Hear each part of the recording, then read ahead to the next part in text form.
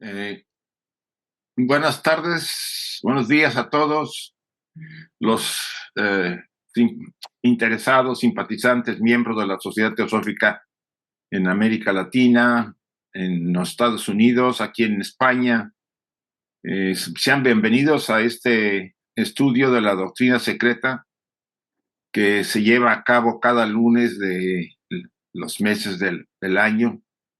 Y en esta ocasión tenemos como invitado nuevamente a el hermano Miguel Ángel Burgos, al que tengo el gusto de presentarles a ustedes, sobre todo aquellos que no lo conocen o que por primera vez han entrado a este estudio. Miguel Ángel Burgos es un estudiante que, vamos a decir, entregado a la labor teosófica en las ramas de Puebla, donde dirige varias veces presentaciones y vamos a decir, conferencias. No solamente se centra en Puebla, sino a nivel nacional y como en esta ocasión a nivel internacional. Particularmente a mí me llama la atención la forma en que él presenta los temas. Su estilo es claro y directo y ayuda a que muchos de los que están trabajando o están tratando de estudiar la enseñanza oculta o la enseñanza teosófica puedan tener más acceso de una manera más sencilla, porque a veces la terminología y vamos a decirlo así, la temática requiere eh, explicaciones mucho más amplias, pero Miguel Ángel tiene esa cualidad particular de poder hacerlo de una manera directa y que llega a muchas personas. Es para mí un gusto y una oportunidad de presentarlo y dejarlo en esta ocasión con el tema de los famosos diluvios que ya hemos empezado, pero que él va a presentar desde un enfoque muy particular. Adelante, Miguel Ángel. Muchas gracias. Bueno, empiezo con el recordatorio de que lo que expreso es solamente mi opinión muy personal. De ningún modo pretendo que esto sea la verdad última, pero también pretendo que los pensamientos que comparto nos acerquen a la verdad. Yo tengo esa pretensión, acercarme a la verdad, y esto es lo que comparto nada más. Y es mi opinión sobre el material que se está eh, compartiendo en progresión, la doctrina secreta, el tomo 3 con el tema que la maestra Blavatsky eh, señaló como antropogénesis. Estancia 6, Esloca 22, y ella en la doctrina secreta abre este paréntesis, por decirlo así, con el subtema unas cuantas palabras sobre los diluvios y los noes. En la semana anterior me parece que quedó un punto sensible a abordar con un poquito más de personal intención, y tiene que ver con esto que ya citó Isaac la semana anterior, pero em, lo expreso con esta intención. Sigue diciendo ahí en unas cuantas palabras sobre los diluvios y los noes. La maestra Blavatsky dice: el diluvio terrestre y su historia también tienen su doble aplicación. En un caso, se refiere al misterio de cuando la humanidad fue salvada de una destrucción completa. Repito, el diluvio terrestre y su historia también tiene su doble aplicación. En un caso se refiere al misterio de cuando la humanidad fue salvada de una destrucción completa por haberse convertido la mujer mortal en el receptáculo de la semilla humana al final de la tercera raza. Al haberse convertido la mujer mortal en el receptáculo de la semilla humana al final de la tercera raza. Por lo general estamos claros de que así fue, es decir, las primeras subrazas de la tercera raza raíz resultaron ser hermafroditas, y primero, desde luego, los nacidos del sudor, después los hermafroditas, y después, por necesidad del proceso evolutivo, sí, proceso evolutivo, más bien estaban todavía en el arco involutivo, pero puesto que los vehículos, es decir, los cuerpos, eran mucho más sutiles, y hablábamos en una ocasión anterior acerca de que, por ejemplo, hablando acerca del sentido oculto del capítulo 2 de Génesis, cuando Jehová le dice a Abraham que era el andrógino, o representa a esta tercera raza raíz, puesto que los animales habían sido los primeros y así dice en el texto del capítulo 2 de Génesis, los primeros en verse divididos en sexos, y que el hombre, viendo que los animales se reproducían de esta manera y el hombre continuaba solo, entonces se dice que Dios lo durmió y de su costilla izquierda sacó a Eva. Desde luego, esto es una figura que representa el hecho de que del andrógino, a partir de una división sexual, se, eh, se generaron condiciones para que la reproducción ya no fuera más personal. No sé si aplicaría la palabra personal en el caso de los hermafroditas, llamémoslo individual tal vez también, y que no necesitaban de nadie más para reproducirse, pero en otras ocasiones también hemos comentado acerca de que esto disparó varios circunstancias nuevas en términos de cómo la ley kármica, a partir de la toma de conciencia, que desde luego la serpiente, es decir, aquella hueste, por llamarlo de alguna manera, que descendía del árbol del conocimiento de lo bueno y lo malo, le invitó a Eva, es decir, a la parte intuitiva de la humanidad, a percibir el hecho de que el progreso en términos de generación de conciencia implicaba, de la conciencia de su propia naturaleza divina, implicaba que tomaran ese conocimiento, y ese conocimiento era el conocimiento de ellos mismos. El árbol, desde luego, representa el árbol de la vida, el árbol sefirotal. No hay, aunque se presenta como figura de dos árboles diferentes, en realidad es uno solo. El árbol de la vida y el árbol sefirotal y el árbol del conocimiento de lo bueno y lo malo puede abordarse desde dos aspectos. Uno, el que es puramente natural, y el otro, el hecho de que, tomando conciencia de que las cosas son como son y de que si van a tomar la iniciativa en términos de conocerse a sí mismos, despertar a la conciencia de su propia naturaleza divina, entonces tenían que tomar el conocimiento, pero para tomar el conocimiento necesitaban, miren ustedes la paradoja, la aparente contradicción que hay que conciliar. El hecho de conocerse a sí mismos implicaba el hecho de que se envolvieran todavía más en la materia, y eso fue lo que ocurrió, y sigue diciendo de forma alegórica el mismo capítulo 2 de Génesis, cuando dice que en un determinado momento, ellos, después de tomar el árbol, del fruto del árbol, del conocimiento de lo bueno y de lo malo, se dieron cuenta de que estaban desnudos, se quisieron ocultar de lo divino, de la deidad, los buscó, los encontró y les preguntó, ¿quién les dijo que estaban desnudos? Pues antes no se daban cuenta, estaban en un estado de, llamémoslo, inocencia respecto a lo que implicaba el contacto con los demás necesario, porque a partir de la reproducción puramente hermafrodita, pues no necesitaban de contacto o involucrarse kármicamente con nadie más, pero al mismo tiempo entonces esa serpiente, la hueste de los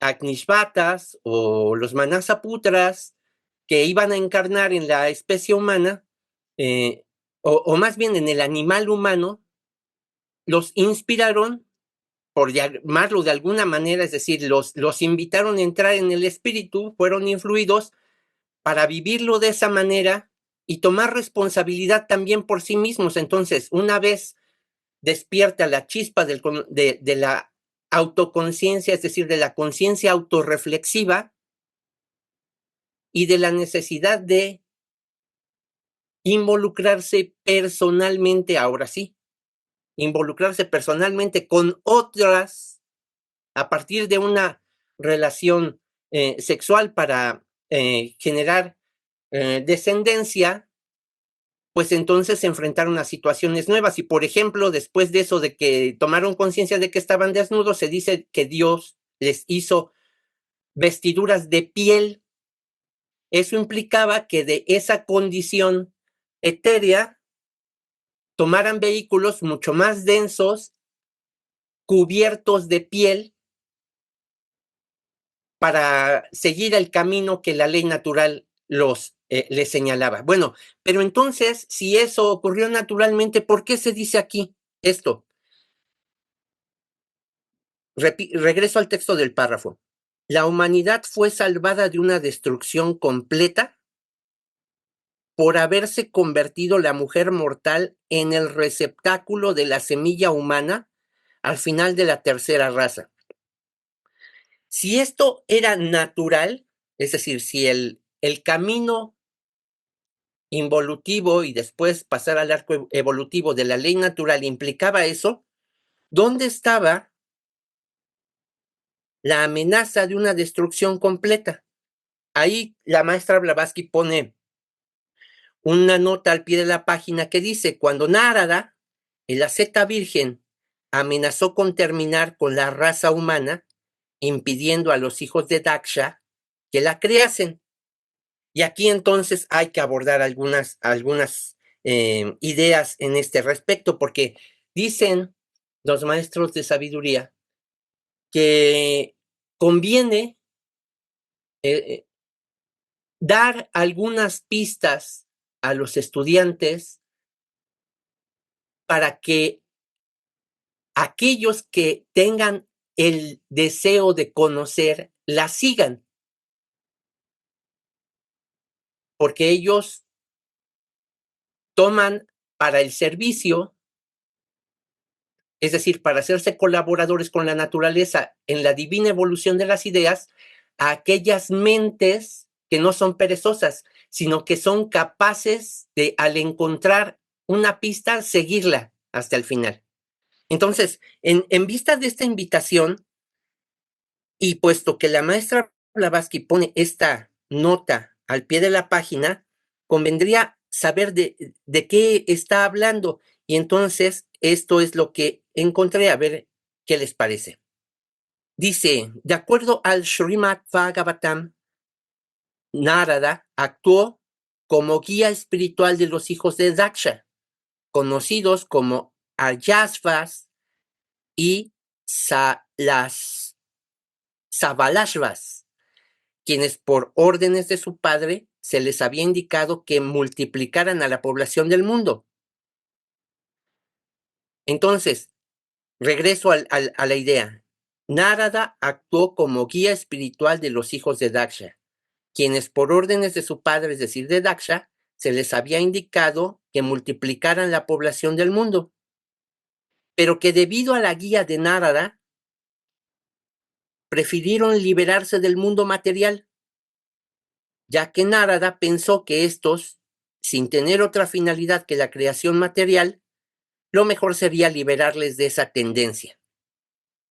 Entonces aquí vemos que Narada también representa a una hueste que, asumiendo su condición, prefirió, en lugar de actuar en conformidad con la guía espiritual que Daksha le había o les había dado a sus hijos, él procuró evitarles el trabajo, Si de todos modos son espirituales, van a resultar espirituales, pues como para qué le entran y se envuelven más en la materia. Lo mejor, dice Narada, sería liberarles de esa tendencia. En esta diapositiva se ilustra algo de la historia de Daksha, el señor hindú de la creación y la población. En un determinado momento se opuso al señor Shiva y terminó sin cabeza, así como en el caso de el propio hijo del señor Shiva.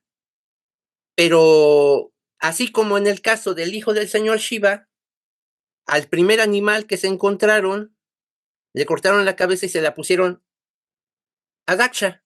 Por eso se ilustra así, con cabeza de cordero, y hacen alusión al hecho de que los corderos que se entregan en sacrificio, pues nunca terminan de pie delante de la deidad.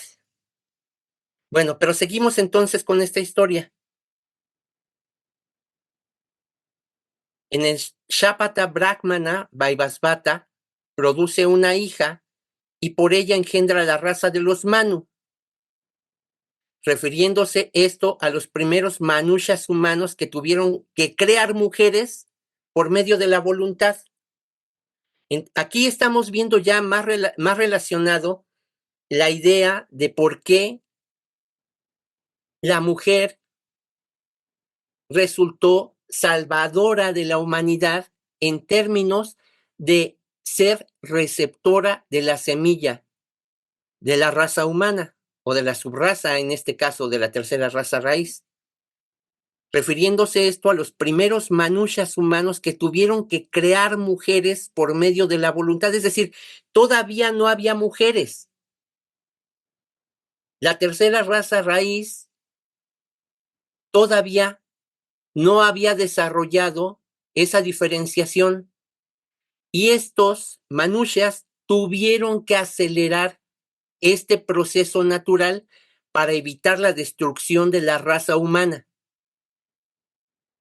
Tuvieron que crear mujeres por medio de la voluntad, Kriya Shakti, antes de que ellas naciesen naturalmente de los hermafroditas como sexo independiente, siendo por lo tanto consideradas como hijas de sus creadores.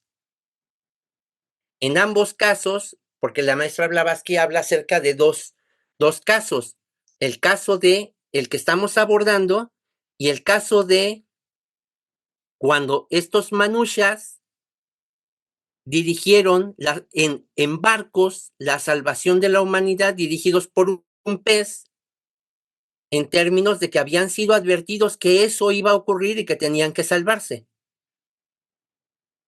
de la destrucción de esta tercera raza raíz. En ambos casos, la hueste o el Manu que salvó la semilla es llamado Manu Vaivasvata. Entonces, esto lo ligo con una declaración del maestro KH. Esta declaración dice: la misión de la mujer es llegar a ser la madre de futuros ocultistas, de aquellos que habrán de nacer sin pecado. De la elevación de la mujer dependen la salvación y redención del mundo, no solamente en aquella ocasión. ¿Cuál es el papel de la mujer durante la historia de la humanidad, pero en estos días que nos ocurren? Repito, de la elevación de la mujer dependen la salvación y redención del mundo. Y hasta que la mujer no haga estallar las ataduras de la esclavitud sexual a la que ha estado siempre sujeta, no podrá el mundo tener un atisbo de lo que ella realmente es y de su lugar justo en la economía de la naturaleza. La semana pasada hablaba acerca de el nombre divino en hebreo, YHWH. Se hablaba acerca de que la H representa un vaso comunicante, las dos H's representan vaso comunicante y la W es aquello que las enlaza, que las comunica. y HWH, Hawa, es el nombre de Eva, recipiente, vaso, contenedor. Y aquí en esta figura vemos la cualidad única de la mujer, es decir, el único medio por el cual una conciencia puede tomar un vehículo para vivir lo que ocurra en este plano de percepción, la única manera en que tome vehículo es a través de una mujer. Sigue siendo el receptáculo a partir del cual, y ahí están los atisbos de que todavía se viven reminiscencias de la tercera raza raíz, de los nacidos por el huevo, todo este proceso de maduración del vehículo y la consecuente producción, por llamarlo materialmente, de un vehículo que pueda ser habitado por una conciencia que llegue a este plano de percepciones a través de ellas. Hasta que la mujer no haga estallar las ataduras de la esclavitud sexual a que ha estado siempre sujeta, no podrá el mundo tener un atisbo de lo que ella realmente es y de su lugar justo en la economía de la naturaleza, dice el maestro K.H. Seguimos entonces ya a partir de esto con unas cuantas palabras sobre los diluvios y los noés. El diluvio es innegablemente una tradición universal. Los periodos glaciales fueron numerosos y lo mismo los diluvios, entre comillas, por varias razones. Entonces, no solamente hubo uno, hubieron muchos, pero uno, el principal, de eso vamos a hablar en las siguientes diapositivas, por varias razones. Stockwell y Kroll enumeran una media docena de periodos glaciales y diluvios subsiguientes, habiendo tenido lugar el primero, según ellos, hace 850,000 años, y el último hace unos 100,000 años. La nota al pie de la página que expresa la maestra dice: la Lemuria no fue sumergida por un diluvio, sino que fue destruida por acción volcánica, hundiéndose después. Y entonces, esto nos recuerda el hecho de que la configuración de las tierras emergentes en nuestro planeta no fue la misma siempre a la que ocurre ahora. Ni siquiera se habla acerca de un solo continente a partir del cual se dispersen en el planeta Tierra a partir del desplazamiento de placas tectónicas, sino más bien la doctrina secreta nos invita a verlo como periodos de tiempo en los que la humanidad, sujeta a la ley natural y a los movimientos siderales, a partir de los cuales se dan condiciones para que la Tierra cambie su posición en términos de el eje de rotación. El eje de rotación puede desplazarse y y la consecuencia de esto resulta en que las tierras emergidas sean unas y después del cambio del eje de rotación, estas tierras antes emergidas se hundan y las tierras que han estado abajo de la superficie del mar emerjan. En muchas partes del mundo, en lugares por encima y muy por encima del nivel del mar, hay regiones en las que hay un exceso de sal, hay un exceso de piedra sílica calcárea, que es producto de el desarrollo de organismos que vivieron periodos de tiempo enormes bajo agua marina. Eso es lo que nos invita a ver la doctrina secreta. Y así como la Lemuria no fue sumergida por un diluvio, sino que fue destruida por acción volcánica, hundiéndose después, es solamente una consecuencia de estos hechos que se declaran en la doctrina secreta. ¿Cuál fue nuestro diluvio? Pregunta la maestra. El primero, seguramente, aquel que hasta esta fecha, a finales del siglo XIX, sigue consignado en las tradiciones de todos los pueblos y no ha cambiado, desde luego, ¿verdad? Desde la más remota antigüedad.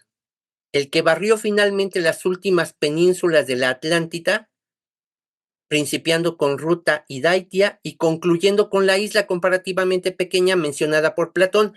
En esta declaración, la semana pasada, Isaac dejó para comentarios. En la doctrina en el tomo de la doctrina secreta nos sigue hablando acerca de los diluvios y los noés, aunque en los comentarios de la semana pasada, después de la presentación, también se habló de ello. Sigue diciendo la maestra Blavatsky, nuestra quinta raza, la parte de la misma no iniciada, oyendo hablar de muchos diluvios, los ha confundido. Y ahora solo conoce uno, el cual alteró el aspecto entero del globo, con sus cambios de tierras y mares. Esto desde luego al final, pero durante todo el periodo de cataclismos que señalaron el término de la cuarta raza raíz, los atlantes. Podemos comparar esto con la tradición de los peruanos que dice que, y una nota a media página dice esto, los incas, 7 en número, volvieron a poblar la tierra después del diluvio. Esto que estoy presentando en la imagen no, habla acerca de una leyenda también de esa región relativa a lo mismo.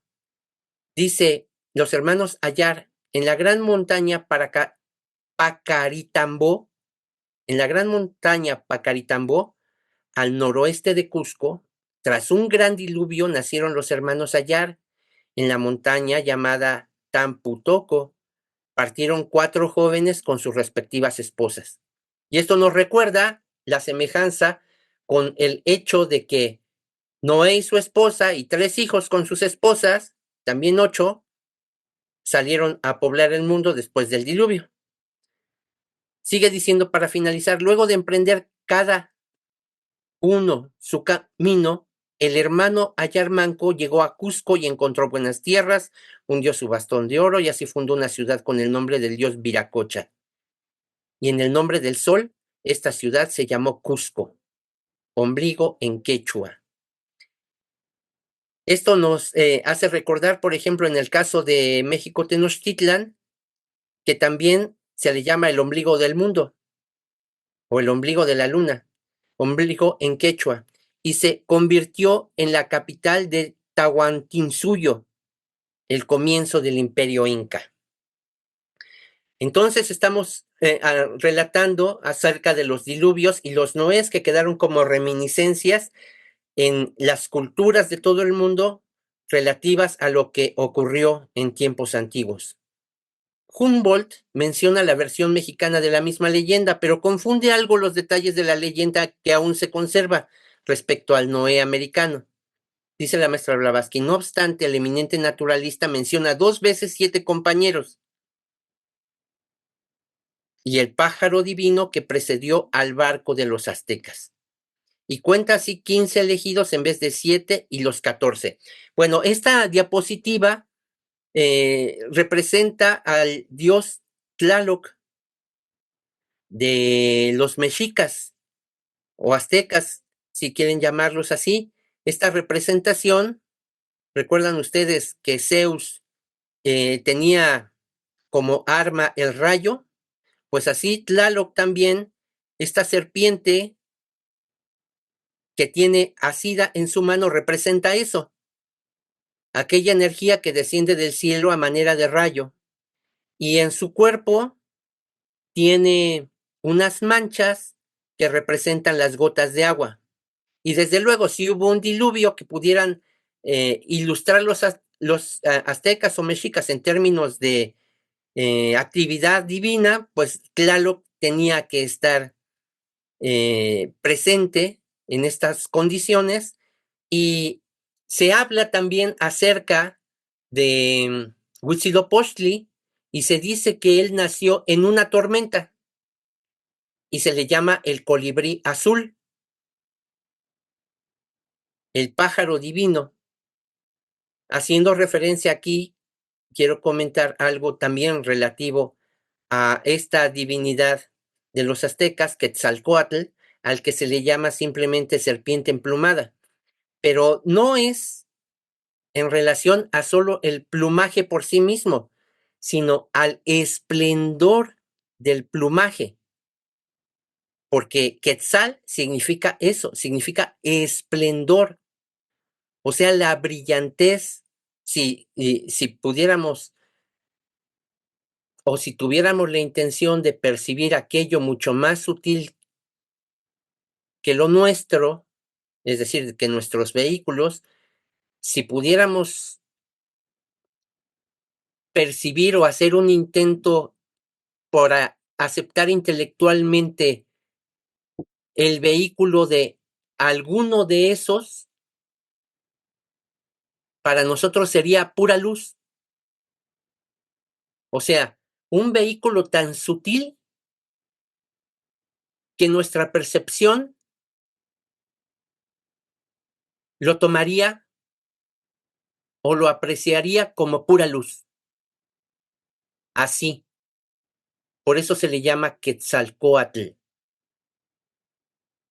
Y otra vez, Coatl es serpiente y nos habla acerca de aquella hueste que descendió y que fue condenada, según el relato bíblico, a convivir o vivir aquí en el polvo de la tierra y alimentarse de él. La serpiente que descendió por el árbol de la vida y está condenada a vivir en estos planos de percepción.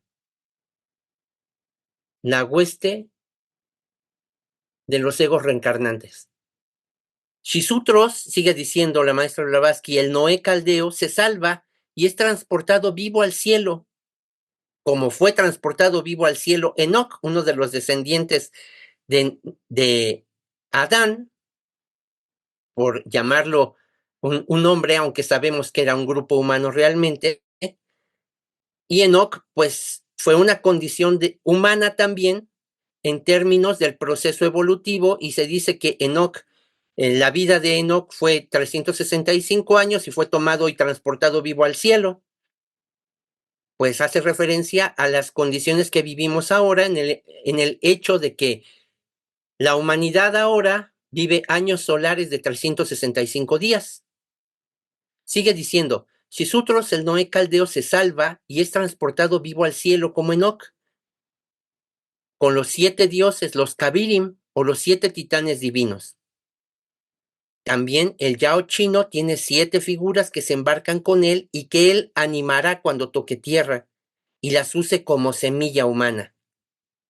Esta ilustración nos permite ver el arca solar, y en esta arca solar es de la que se habla cuando Osiris penetra en el arca o barco solar, lleva 7 rayos con él.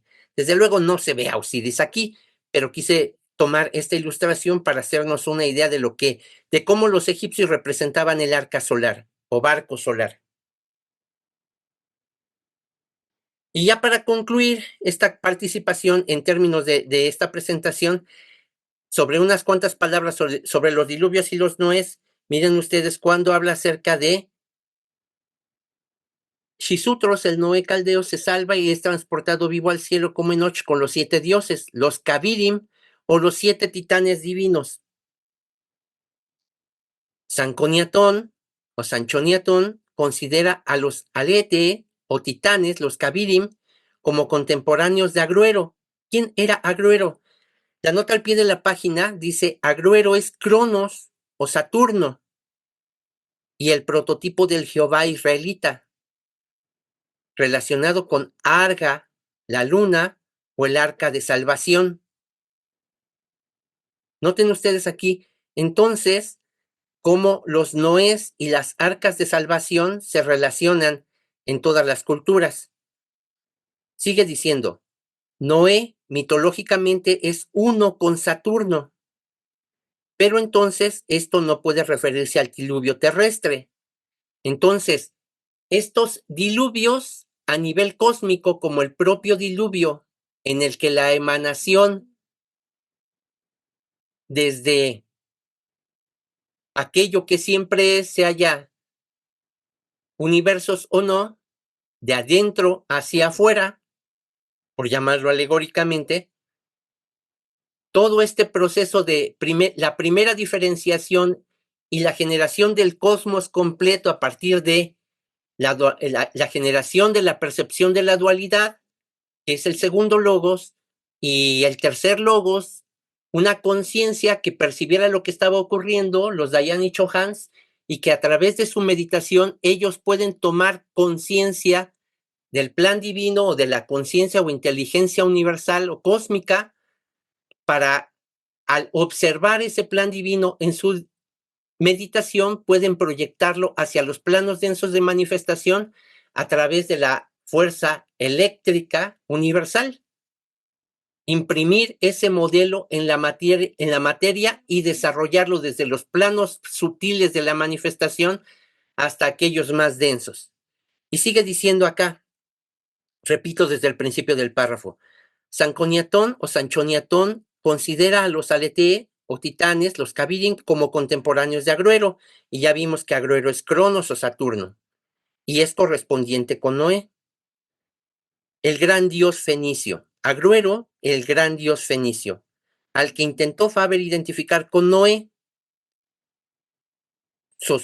Sospechase además que el nombre de Titán se deriva de Titain, y Tit-Ain significa las fuentes del abismo caótico. Tit, Teus o Titus, él es el divino diluvio. Y así vemos que los titanes, que son 7, ahí están ilustrados con sus nombres, los titanes de la antigua Grecia, están relacionados con el diluvio y con los 7 rishis salvados por el Mano Vaivasvata. Y esta es la nota al pie de página final de esta participación. Desde luego, el relato de la maestra Blavatsky sigue adelante. Sanchoniatón dice que los titanes eran los hijos de Cronos y que eran 7, y los llama adoradores del fuego. Alete pregunta entre paréntesis, hijos de Agni, y ditubianos, Alait es el dios del fuego. Aletai o Aletia, buscadores de la verdad. Quedan estas preguntas para reflexión. Por hoy la participación, y si gustan ustedes, podemos continuar con preguntas o reflexiones sobre el tema. Gracias, Miguel Ángel. Vamos a pedirle a Chuy que abra los micrófonos para ver si hay preguntas. Hermano Miguel, un millón de gracias. Muy, muy linda, muy interesante toda la presentación. Tengo una preguntita y voy a pecar tal vez, pero no es importante si realmente me veo un poco tonta o la pregunta es un poco tonta, pero me gustaría hacerla. Al comenzar la presentación, hermano, cuando hablábamos sobre las razas, bueno, la tercera raza que en su primera parte todavía era andrógina y más adelante nos fue explicando cómo ocurrió que para poblar la tierra, ¿no? Se separaron en sexos. Y, y habla de la mujer un poco en esa parte y usted lo presentó tan precioso. Pero al terminar esa explicación, hubo algo que me gustaría reflexionarlo o escuchar su reflexión, por favor, hermano Miguel. Usted dijo que bueno, íbamos la raza o todos íbamos a adelantar. Bueno, somos uno en realidad, ¿no? La unidad. Pero se mencionó algo de que en el momento en que las mujeres, habló de la importancia de las mujeres o de la mujer, en el momento en que algo como esto, esclavitud de la atadura sexual a la que siempre ha estado sujeta, en el momento en que se liberase de esa esclavitud sexual. Y eso me quedó un poco, no termino de entenderlo, porque de todas maneras, para poder continuar con el proceso, ahora sí evolutivo, porque ya estamos en la curva ascendente, am, bueno, la reencarnación viene junto con el karma, ¿no es cierto? Y los nuevos nacimientos de los vehículos, del vehículo físico que va a albergar a este peregrino que va a hacer este recorrido por una vida, es necesariamente a través de la participación de varón y mujer, ¿no es cierto? A través de la semilla que, que, claro, nosotras como mujeres en las encarnaciones diferentes tenemos el privilegio de alimentar esa semilla.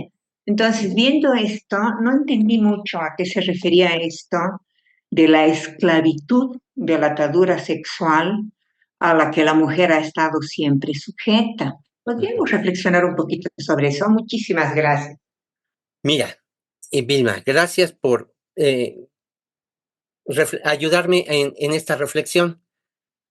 Mira, por ejemplo, en el mismo Génesis, después de que salieron del paraíso, es decir, de esa condición en la que habían vivido esas mónadas de inocencia, por llamarlo así, y que se enfrentaron a la vida en las condiciones en las que ocurre realmente con esos vehículos que ahora tenían en la tierra, la declaración de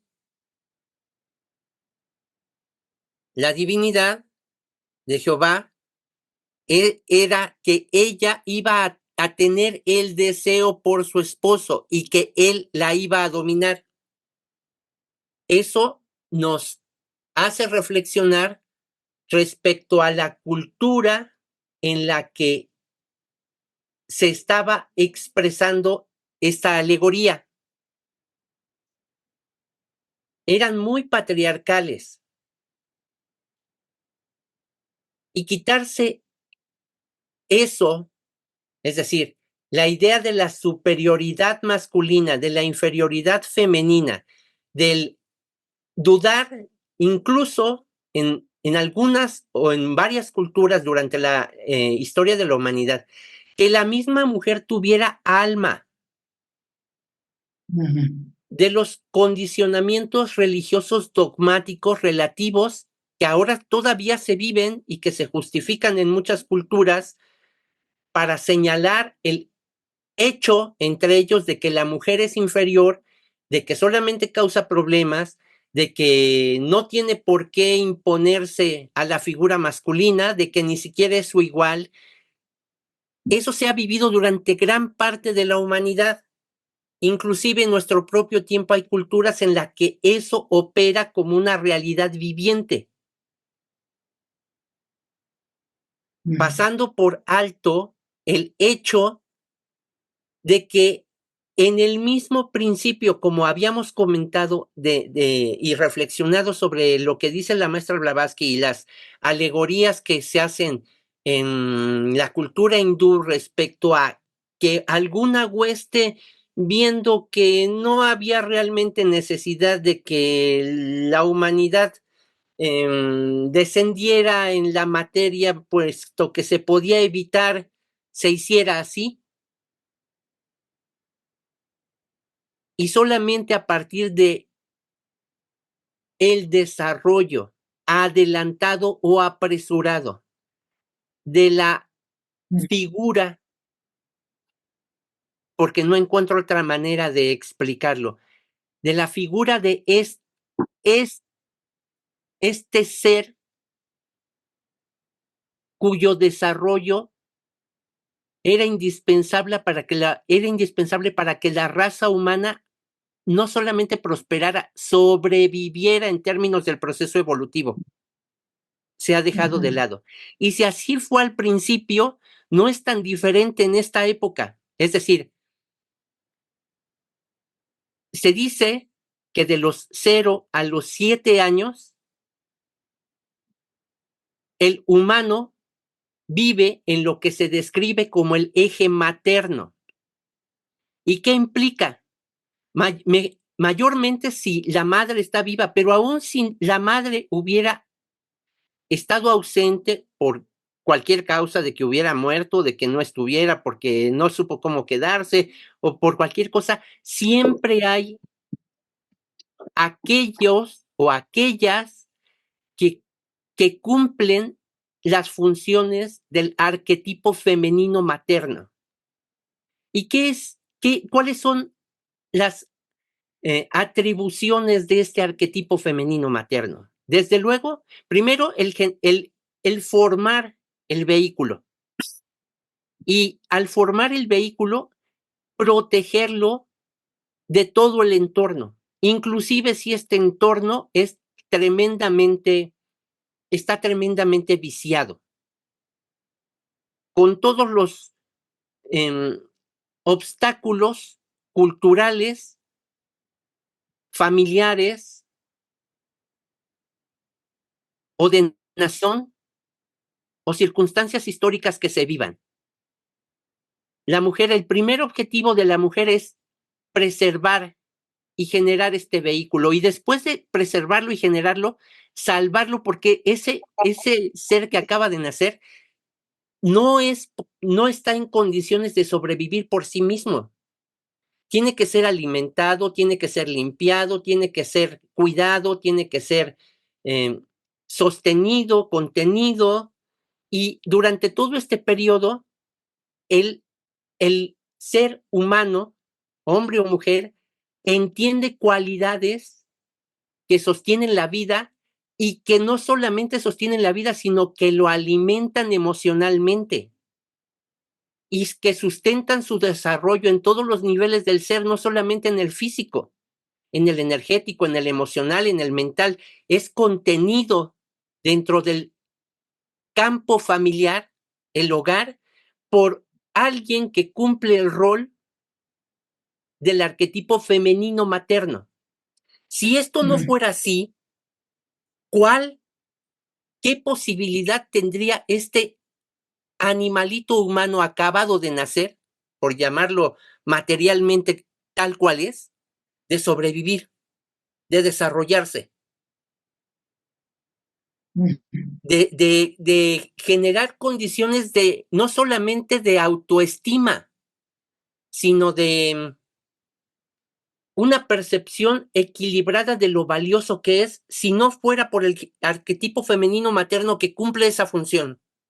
Ya después pasará en su relación con todo lo demás, saldrá a la vida cultural de la sociedad en la que vive, y entonces tomará del padre para generar condiciones de equilibrio en el dar y tomar con todos los demás. Pero todo lo que no se viva durante el tiempo de la función de la aportación del arquetipo femenino materno en esta etapa de los 0 a los 7 años, lo va a tener que de un modo o de otro sanar todas las carencias o todos los daños emocionales de los que no se pudo salvar durante esta etapa, los va a tener que remediar durante todo el resto de su vida. Y entonces las aportaciones del arquetipo femenino materno son extraordinarias y poco reconocidas. Y ya después nosotros, cada uno de nosotros, aunque seamos hombres o mujeres, tenemos la parte sutil femenina desde la formación de nuestro propio cerebro. La intuición está relacionada con una parte del cerebro y la materialidad científica con la otra. Pero la resolución de los problemas de la existencia y la facultad de encontrar la verdad como es a partir del proceso de intuición, no pasa por el razonamiento. Tiene que dar el brinco a partir de la intuición, no con datos que se puedan ordenar y sacar conclusiones, porque el obtener datos y sacar conclusiones a partir de ellos puede estar muy limitado o puede estar muy condicionado o puede estar erróneo. Pero la intuición te invita a ver las cosas como son. Y esa es una cualidad mayormente femenina que vivimos todos. Esta cualidad o esta percepción sutil de lo sutil, o sea, lo espiritual solamente puede ser reconocido por lo espiritual. Y entonces, esta aportación, tomar la manzana o el fruto del árbol del conocimiento de lo bueno y de lo malo, es dada por el arquetipo femenino materno, seamos hombres o mujeres. Entonces, todo esto tiene que ver con la función de lo femenino. Entonces, reconocer cuál es la posición de la mujer en la economía de la naturaleza implica mucho más de lo que podemos imaginarnos, pero eso es solamente a partir de una reflexión, pero podemos encontrar con estas reflexiones muchas cosas más, ¿no?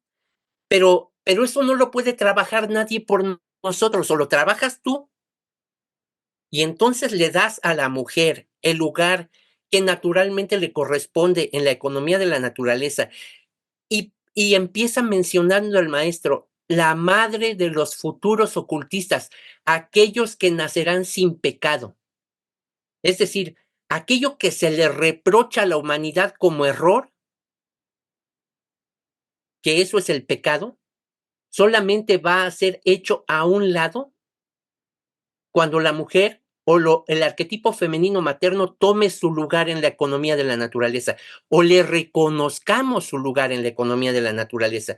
Y esto, ¿a partir de qué ocurrirá? Pues de que explote las cadenas de la esclavitud sexual. El maestro lo dijo elegantemente, pero implica un sometimiento, y sometimiento significa tenerla abajo y estar encima de ella, y no dejarla pararse. La mujer se tiene que librar de eso. El arquetipo femenino materno debe tomar su lugar en la economía de la naturaleza. Es solamente una reflexión, pero implica mucho más. Yo creo que el maestro nos invita a reflexionarlo para vivirlo. Muchísimas gracias, hermano Miguel. Sí. Muchísimas gracias. Realmente me ayudó muchísimo, me abrió me dio muchas luces y sí, realmente es algo para reflexionar cada uno. Hermosa la explicación, le agradezco muchísimo. Muchas Gracias, gracias. gracias, Vilma. A ver. Sí, buenas tardes. Buenas ¿Qué tal, tardes, Manuel? Bueno, si me permiten, poner mi lado, como siempre, histórico-crítico, si me permiten, Sí, gracias. al comentario que han hecho. En general me ha gustado mucho, pero tengo alguna puntualización que me gustaría hacer. El acto de comer la manzana, lo que lleva al hombre, lo que le conduce a ese acto es a la dualidad, directamente. Ellos estaban en un sitio que no había dualidad, que solo había el lado, digamos, bien, no estaba polarizado. Al tocar ese árbol o comer de ese árbol, directamente es cuando supuestamente reconocen el mal, y es cuando se dan cuenta de su sexualidad y de todo este tipo de cosas. Bien, si vemos Génesis 1:28, esto lo saben, esto es un libro judío, es el Génesis, es un libro judío y como tal hay que interpretarlo. Génesis 1:28 debería ir detrás de Génesis 2:7. Sí. Por una razón, y eso lo saben pues todos los estudiosos judíos. Génesis 1:28 crea al hombre a imagen y semejanza, y lo crea en plural. Creemos al hombre, a imagen y semejanza. Hombre y mujer creó. quiere decirse a imagen y semejanza del hombre y mujer creó, significa que no había todavía sexo masculino ni femenino. Era una creación, era un andrógino, por decirlo así, de alguna manera, que debería ir detrás de Génesis 2.7, porque en 2.7 es la creación del hombre y cómo se dice que entonces crea a la mujer como compañera. Y además del polvo y de los gases de la tierra. Cuando estaba en el paraíso digamos, los crea el creador, no había gases ni polvo de la tierra. Por lo tanto, debería ir invertido, están mal polarizados. Probablemente esos son fallos de los escribas antiguos, cuando se redactan esta tradición oral. Bueno, luego otra cosa, Dios creó a la mujer. Yahvé no crea al hombre, en ninguno de los casos. Y en las Biblias que lo ponen varias, o lo pone como Jehová, que es una palabra mal dicha, porque es la palabra Yod-Heh-Vav-Heh y se ha latinizado metiendo letras latinas en medio para darle un nombre, porque el otro nombre no se debe leer, según los eruditos judíos. Encontramos el problema de que no creo, Yahvé no crea a nadie, Yahvé es exclusivamente el Dios de Israel, no es otra cosa. Escoge a Israel y a las 12 tribus, y es a quien cuida o castiga, según, pero no los crea. El creador del hombre se llama Elohai, o Elohim, cuando se le habla en plural, que es la naturaleza, es el equivalente a la naturaleza, crea todo, crea todas las leyes naturales. El Yahvé o Yod-Heh-Vav-Heh es un dios antropomórfico, creado por la divinidad para poner orden y ordenar al universo, que es diferente, y lo que hace es escoger a un pueblo.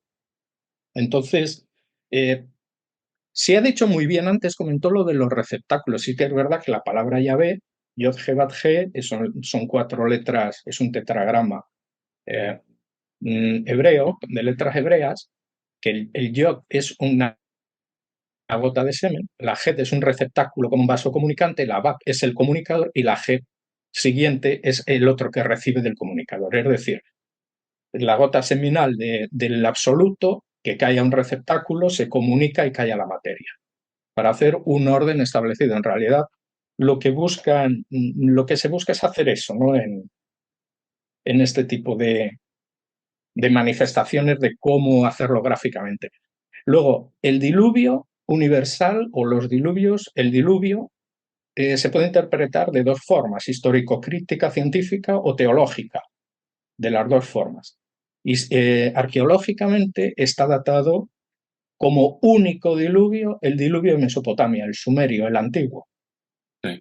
Y se cree que probablemente los otros son copias y tradiciones que bajaron de Mesopotamia. En cuanto a buscar indicios arqueológicos, está demostrado de cientos y cientos de kilómetros, las estratigrafías marcan el nivel del agua y el nivel freático incluso de esas tierras, que son tierras de arcilla. Hablo de Mesopotamia, todo lo que es la llanura aluvial entre el Tigris y el Éufrates. Sí que ha habido varios diluvios, ha habido incluso el que ordenó Zeus a los titanes, que creo que usted lo comentó muy bien.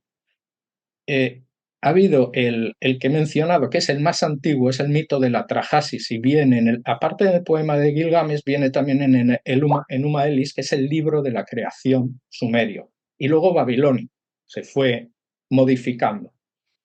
De ahí viene probablemente el Noé caldeo. Perdón, de los caldeos viene el Noé que conocemos bueno, era caldeo también, pero porque todavía no existía el pueblo de Israel. Pero probablemente son esas manifestaciones. En cuanto a Trajasis, que es a la persona que se refirió, Caldea, que se lo llevan vivo al cielo, en realidad Trajasis nunca va al cielo. Atrahasis solo aparece en la tierra en el poema de Gilgamesh, cuando Gilgamesh lo busca porque quiere la inmortalidad, y es inmortal de por sí, porque era el único que sobrevivió al diluvio, que el diluvio lo había mandado Enlil y An, que eran los dioses principales, ¿no? del panteón sumerio y luego posteriormente acadio. Babilonio no. El dios babilonio que hace lo mismo era Marduk, que tenía 52 nombres y probablemente el nombre Yahvé viene del dios Marduk, que tiene 72 nombres también. Pero son dioses que se van cogiendo identidades de otro dios anterior, porque cuando aparece Yahvé en Canaán, que es donde aparece, en Madián, en la zona de Madián, en la zona ya beduina, el panteón eran 3 dioses, era el dios Yahvé, el dios El, que era el que habla con Abraham, y estaba Baal, que era el fenicio. Y Yahvé, digamos, es el vencedor, y es por eso el que en toda la mitología aparece Yahvé, pero en realidad había un elenco bastante grande en el panteón. Y bueno, la mujer, por último, lo oí. Bueno, yo no sé, yo no me quiero meter en eso, no lo tengo muy claro tampoco, pero hay que tener en cuenta una cosa. En el antiguo pueblo hebreo, si había alguien importante, era Abraham, después era su mujer, más que nadie. Fíjense que Sara, la mujer, es la que crea, por decirlo así, se crea a través de ella el pueblo árabe. Porque el primer pueblo y el único que había era el pueblo hebreo. Y cuando tiene Abraham un hijo que se llama Ismael con Agar, ella es la que lo expulsa y luego Dios, en gratificación, crea el pueblo, a través de Ismael, crea el pueblo árabe. Por tanto, Rebeca también tuvo mucha importancia, Lea, hay mujeres en el Antiguo Testamento que son importantísimas, son las grandes matriarcas. Entonces yo no lo tengo tan claro, no lo tengo tan claro. Incluso el otro día también creo que no sé si lo hablamos en esta misma, la semana pasada, incluso la Virgen María en los cuadros que salen de la Inmaculada Concepción con la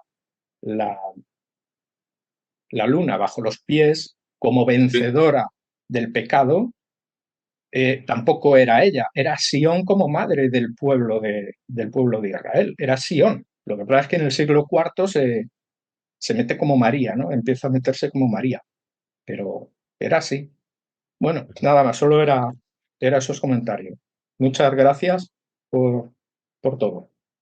Muchas gracias por tu participación. Quiero abundar un poquito más respecto al arquetipo femenino materno. Desde luego, tú lo abordas en términos de la cultura que conoces mejor, pero la maestra Blavatsky habla acerca de que los símbolos tienen 7 niveles de percepción. Entonces, podemos verlo de diferentes maneras. No hay una única, sino diferentes maneras a partir de cuál abordar cada símbolo. Así, por ejemplo, el nombre que se expresa con las 4 letras, YHWH. También dice la maestra que ese es un nombre masculino-femenino. O sea, desde luego la Y implica la necesidad del arquetipo masculino-paterno y las otras 3 letras implican la necesidad del arquetipo femenino-materno. Masculino-paterno, femenino-materno, dentro de una sola expresión. Y respecto, por ejemplo, a la Inmaculada Concepción, esta Inmaculada Concepción, ¿hasta dónde se trata de bajar a una percepción que se pueda entender o que se pueda aceptar intelectualmente a partir de una figura, el hecho de que en el proceso de emanación del universo, la materia única, el elemento uno, que era inmaculado, recibió el estímulo, por llamarlo de alguna manera, del espíritu, y la materia que es creadora por sí misma, con esta información que la deja sin mácula, genera el universo. Es decir, esa Inmaculada Concepción tiene que ver con la emanación o el proceso de emanación de los universos a partir de aquello que siempre es, que siempre ha estado ahí, de la manifestación en la materia, y ahí está la Inmaculada Concepción. Hay diferentes niveles en todo, y se puede entender de un modo y de otro, y el estudiante es el que busca y encuentra. Este arquetipo femenino materno está en todas las culturas, y aquí, por ejemplo, en en la cultura mexica, desde la Coatlicue, que es una figura que a muchas personas les daría miedo, pero al ver esa figura, aquellos que sabían acerca de esta, la de la falda de serpientes, verían en ella el arquetipo femenino materno en una acepción y se le llama, por ejemplo, la madrecita aquí en México, porque en México el lenguaje o la intención del lenguaje mexica vertido al español es de cariño. No es que los traten les den diminutivos en términos de verlos pequeños, sino de verlos con un gran afecto y respeto. Entonces, eh, cualquiera que no conozca los símbolos a partir de los cuales entendían el mundo, los mexicas los verían monstruosos, así como la danza de Shiva puede ser que a cualquiera que vea la figura de Shiva, pues va a ver cosas monstruosas ahí, y sin embargo, para el que sepa qué es lo que simboliza cada posición de las manos, cada posición de los pies, cada mudra, cada una de las partes del atuendo de Shiva, entonces la va a ver y la va a entender de otra manera.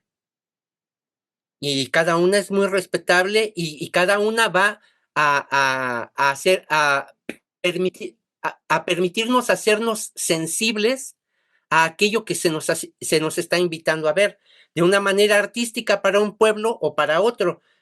Otras personas en una condición de ignorancia respecto a lo que vive el otro pueblo y lo que simboliza una figura para el otro pueblo, quizás la vea con ojos de enojo o de reprobación, o hasta de cierto asquito, ¿no? Como se dice a veces.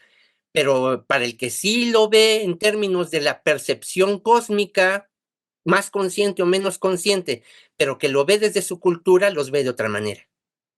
A mí me parece bien, los símbolos hay que interpretarlos y tal, pero por ejemplo, este concreto, yo no hablo de Shiva ni de nadie, hablo de concretamente este. Es del siglo IV cuando se reinterpreta, porque lo reinterpreta la Iglesia Católica. Y a partir de Trento es infalible ese símbolo, a partir de Trento. Pero ese símbolo aparece en época de Domiciano, en el año 98, en el Apocalipsis. Y es Sión, madre del pueblo de Israel, femenino, mujer, Sión. Y las 12 piedras de la tiara no son las 12 tribus, no son los 12 apóstoles, como dice la Iglesia, son las 12 tribus. Entonces se reinterpreta.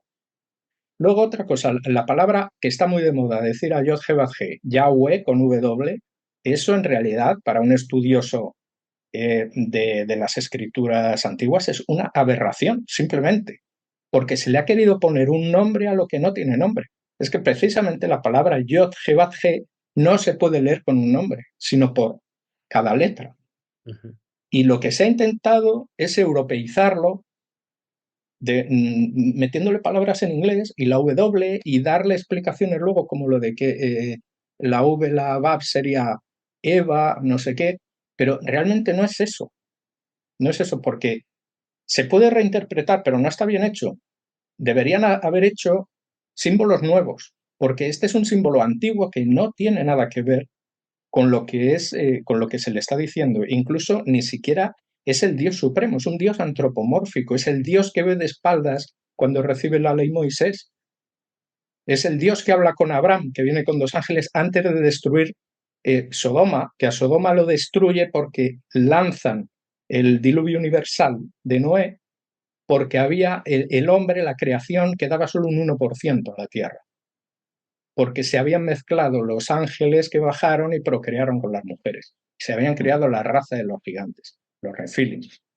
Y entonces quedaba algún residuo que era Sodoma y Gomorra, pero Gomorra no, pero en Sodoma la destrucción vino por eso. Sodoma fue, Gomorra fue otra cosa. Por favor. Sí, gracias, hermano. Sí, muchísimas gracias, hermano Miguel, por la exposición y comentarios. Me quedé con la reflexión de la hermana Vilma, en el sentido de que cuando se nos dice en la doctrina secreta que la humanidad iba a tener la experiencia como humano acá en el cuarto globo. Ellos dieron la imagen para que se formara ese doble etérico y desde allí se formó la naturaleza o digamos dio su forma. Entonces, yo me preguntaba cuando estabas diciendo que realmente para la mujer fue necesario también que vinieran y generaran, voy a decir, el molde. Era un momento también importante en la humanidad en donde era necesario reestructurar esa función, digamos, de contenedora, porque era el momento de dividir y de hacer que el proceso continuara, ¿no es cierto? Porque tal vez la humanidad en que estaba, pues no lo iba a hacer bien, tal vez no lo femenino, ese contenedor, digamos, en la parte orgánica de evolución del humano en este globo, pues era necesario que interviniera y desde allí me parece que pueden hacer el contenido de lo importante de lo femenino dentro de la cultura, porque si bien es cierto, yo creo que esa frase cuando el maestro Cache, bueno, es una interpretación personal, dice, siempre la mujer ha estado esclavita, ¿sí? A lo sexual, a la sexualidad, entiendo yo, o me parece entender, que lo está hablando desde el Kali Yuga, porque yo entiendo que ha habido culturas, por ejemplo, la edad de oro de la quinta raza fue vivida en la India y la mujer no fue esclavizada, hasta donde yo entiendo. Era una humanidad en donde, como era de oro, tanto el rol femenino como masculino fueron respetados y cada uno en su nivel. E igual en otras culturas, en América Latina, nosotros acá en Colombia tenemos una en donde se dice que la humanidad fue hija de la madre diosa y así se respetaba dentro, no de todos los grupos, pero sí dentro de algunas etnias de originarias. Y eso se ha reflejado en otras culturas en donde realmente existió el matriarcado y aún creo que hay restos arqueológicos de esto. En el antiguo, en el Egipto dinástico o predinástico más bien, entiendo que también el rol de la mujer no fue, voy a decir la palabra, mm, ¿cómo lo diríamos? Vulgarizado, voy a utilizar esa palabra como decir minimizado, sometido, explotado, como lo conocemos ahora en el Kali Yuga, porque realmente la historia que nosotros conocemos o que podemos interpretar de la Biblia, de otro, pues eso ha llegado a la degradación, llega al que a hombres que no tienen el mismo nivel y van alterando las enseñanzas y los libros sagrados, no son los originarios. Tendríamos que ir a Xi'an o alguna cosa de estas al libro de Xi'an para realmente saber desde que la humanidad ha existido cuántas culturas realmente han respetado o han logrado ese nivel, digamos, de igualdad, de igual a, al hombre que a la mujer, porque aún tenemos algunos rastros en donde la mujer sí fue muy importante y fue respetada dentro de la comunidad y se le dio su nivel. Tal vez preguntaría yo si esto que nos está hablando el maestro Cache, que siempre ha sido, utilizó la palabra siempre, o está la palabra siempre ahí, se refiera a la época oscura que nos estamos viviendo del Kali Yuga y especialmente a la imposición de ver a la mujer como su inferior de las religiones monoteístas, especialmente los que nos rigen ahora. Porque yo entiendo que hay algunas enseñanzas de musulmanes en donde la mujer es protegida y cuidada y no sometida, pero hay otras en donde se interpreta de manera diferente y el manejo de ellas es distinto. Igual ocurrirá en otros grupos. Lo cierto es que en estos tiempos, pues sí, la mujer está sometida, ha sido cosificada y sobre todo, pues la oportunidad de educarse o de ser parte igualitaria, pues no lo es. Y considero que este rol de volver a redignificarse, obviamente no es un tema solamente de las mujeres, sino pues de la humanidad como tal, ¿no? Claro, cabe como en principal responsabilidad la mujer. Para ello tenemos que educarnos y acceder a esta información y reflexiones y lo que tú decías, de comprometerse con su transformación y su regresar a su origen y consolidarse en todo lo que ella representa y el rol que es para la humanidad y todo su rol de madre, hija, bueno, todo lo que sabemos. Pero igual, esto tendrá que ir de la mano también de lo masculino, porque a la larga son las dos polaridades de la unidad. Entonces, yo no sé, yo invitaría como que tal vez ese siempre que hable el maestro Cache no haga exactamente referencia a todo lo que llamamos de evolución, sino tal vez haga referencia, me preguntaba yo, a este Kali Yuga o de pronto, no sé si a 1 o 2 horas antes del Kali Yuga, porque entiendo que ese matriarcado ha existido en tiempos anteriores. Gracias, era eso, gracias. Sí, mira, mi comentario, recuerda que solamente es mi opinión personal, lo que puedo compartir. El asunto está así. Si tratamos de referirnos a épocas cercanas, tratando de comprender el origen de estos pensamientos, nos estamos quedando cortos. Dice el maestro KH en otra parte, que la humanidad no ha cambiado esta forma de abordar la vida en todos sentidos, con las limitaciones propias de cualquier tipo de percepción, porque pues nos alimentamos de percepciones, tanto en sentido físico, como en sentido emocional, como en sentido mental.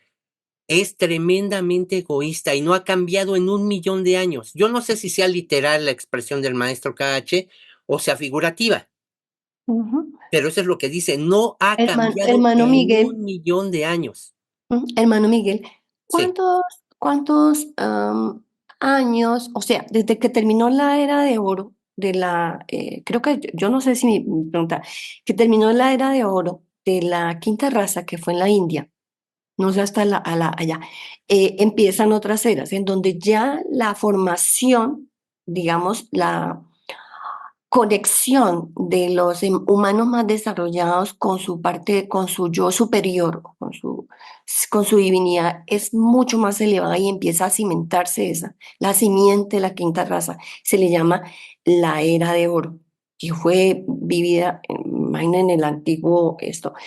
Eh, ¿has- ¿Cuánto podría decirse que llevamos la quinta raza? ¿Cuánto lleva? Para devolvernos del año, ese millón de años, y decir, bueno, 2 o 3 millones de años desde que su raza es, o desde que, eh, yo no sé cómo decirlo, porque luego viene el hombre de oro, luego viene el hombre de plata, viene el guerrero a dominar, luego viene la mente del comerciante, y ahorita estamos pues en la madura, ¿no?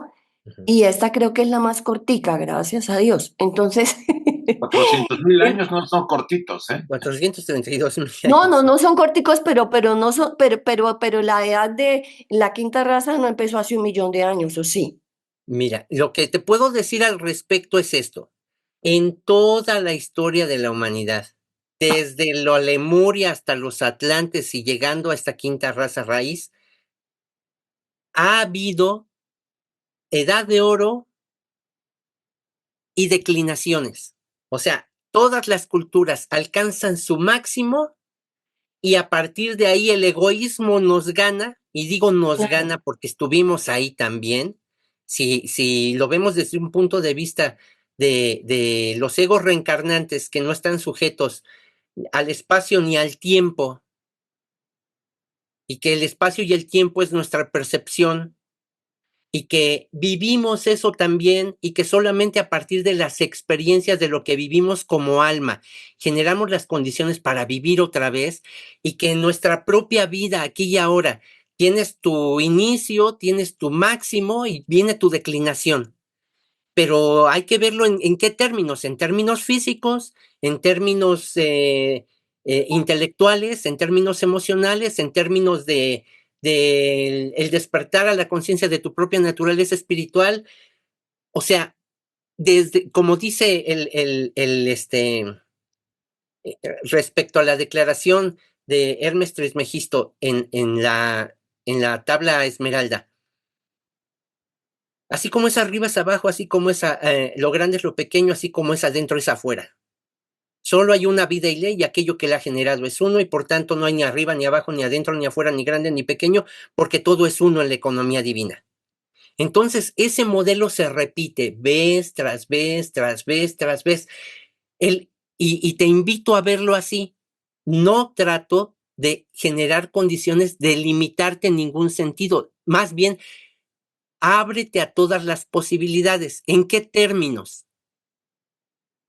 Las cosas son como son, si las entiendes son como son y si no las entiendes de todos modos son como son. Si yo te digo que son de una manera y eso es mentira, el hecho de que yo lo diga no lo va a hacer verdad. Y lo contrario, si lo que yo te digo te acerca a la verdad, pero el hecho de que alguien más diga que es mentira, pues no lo hace mentira.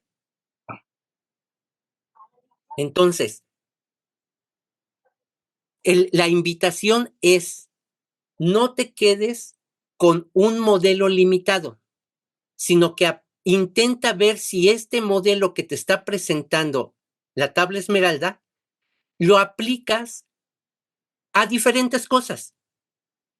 Y a lo mejor tu percepción de lo que ha ocurrido, pero más, porque es lo único que puedes resolver aquí y ahora, lo que tú estás viviendo aquí y ahora, te ayuda. ¿En términos de qué? Pues a eso venimos, a despertar la conciencia de nuestra propia naturaleza espiritual. Si te sirve para eso, entonces vamos bien. Si no te sirve, ¿para qué te enredan cosas que no te sirven? Si te ayuda a percibir tu lugar aquí y ahora respecto a lo que estás viviendo y te ayuda a generar una visión de la vida más amplia, incluyente, en la que tomes el lugar que te corresponde en la economía de la naturaleza, entonces harás mejor. Eso es lo que te puedo decir. No está mal saber y conocer porque nos situamos. Y solamente si tomas tu lugar, vas a poder hacer algo desde esa posición de poder, porque tomar tu lugar te da poder. Si estás desequilibrado, estás queriendo ocupar un lugar que no te corresponde, no te sirve para nada lo que hagas. Estás débil, te van a tirar las circunstancias, llámalas como quieras, te van a tirar de tu lugar. Toma tu lugar. Percíbete en la historia de la humanidad, ¿dónde estás? En esta etapa evolutiva, ¿qué te toca hacer? ¿Qué es lo que tienes que comprender? Y actúa en consecuencia. Toma lo que te sirva y lo que consideres que te aleja de la verdad, deséchalo. No que vayas a comprender la verdad como es, sino que te acerca a la verdad o te aleja de la verdad. Y vive tu vida, ¿no? Porque todo lo demás es letra muerta hasta que lo vives. Muy bien. Bueno, vamos a terminar. Gracias, Miguel Ángel. Gracias. Muy importante algunos puntos que has mencionado, así también como los comentarios que han hecho algunos de los hermanos, Miguel sobre todo.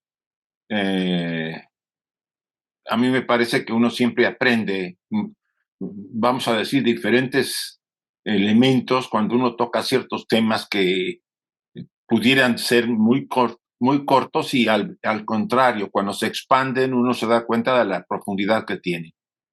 Gracias, Miguel Ángel, y gracias a todos por estar presentes. Y les pido a todos que por unos instantes vamos a hacer nuestra invocación, por favor, para cerrar este trabajo. Oh vida oculta que vibras en cada átomo. Oh luz oculta que brillas en cada criatura. Oh amor oculto que todo lo abarcas en la unidad. Que cada ser que se sienta uno contigo sepa, por lo tanto, que es uno con todos los demás.